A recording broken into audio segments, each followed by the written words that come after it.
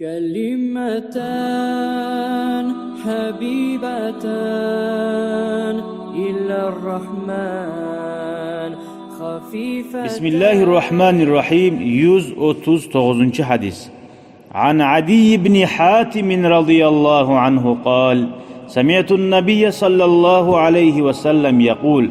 Adi ashab ayta, men eşittim ni peygamberni ayta turup, ittaqun nara, siz cehennemni otundan korkuguz. Toyuz korkmak murat nedir? Birao bizattan korksa saklığın uğraş ondan.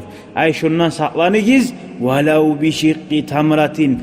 Bir hurmanın yartısı musa da sadaka etipti. Bundan anlaşıla necağı yerli adam musa da, ya men akşam yok deb aytmay. Ya barçı şu yartı hurman barçı. Bir hurması yok adam varım.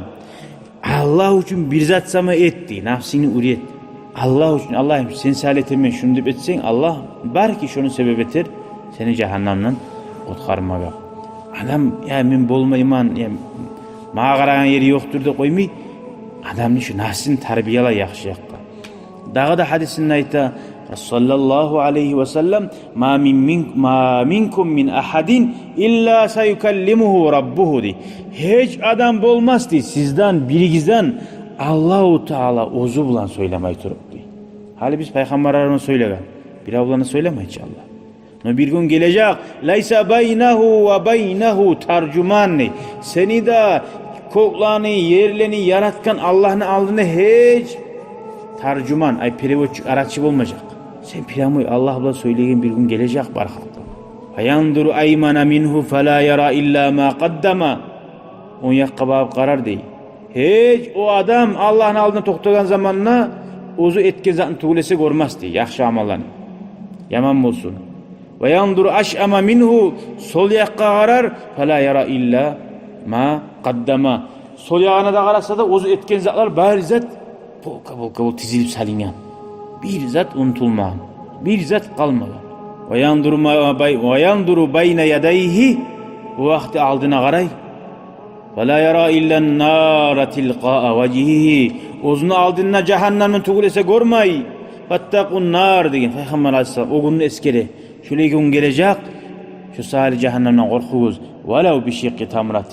Yarti kurmanı müsaade sadaka etipti. فَمَنْ لَمْ يَجِدْ. Kim şöyle sadaka etmeye şoda bu yok musa, şuncağı da bizzat yok musa, فَبِ كَلِمَةٍ دَيِّبَةٍ. Aru kalime, aru söz söyle bu yeni gizleyin. Hali bu hadis anlattı biz ya. Her adam bir gün gelecek Allah'ın aldığına toktaygan gün. Şu gün Allahu Teala ma söyleganna, Allah bile ne söyleyecek onunla. Allah'ın aldığına toktaganna ne aytarmanıp şu betin şu günahını etken zamanı oylaşma tarık. Allah'ın aldığına vargana ne aytarman şu etken günahıma deyip Allahu Teala'ya Allah şöyle günahlardan bizi uyaltayan günahlardan sağlasın ya Allah. Belki bolgan günahları biz uzakta bardır. Bargalardan bolgallardan tavbe etip ölmeye Allah nasip etsin ya Allah. Şundan anlattı, insan cevap verecek bar etkin zatına. Ve kıyamet gün bir zatta komik etmeyecek, ozunu etken amalları tükülse deyin. Allah atam ustaz edi, atam kade edi, yok bir zatta fayda vermeyecek. Sen ozun ne etkin? Velhamdülillahi Rabbil alemin. Esselamu aleyküm ve rahmetullahi ve berekatuhu. شكرا يا ربي شكرا هديت قلبي شكرا نورت دربي.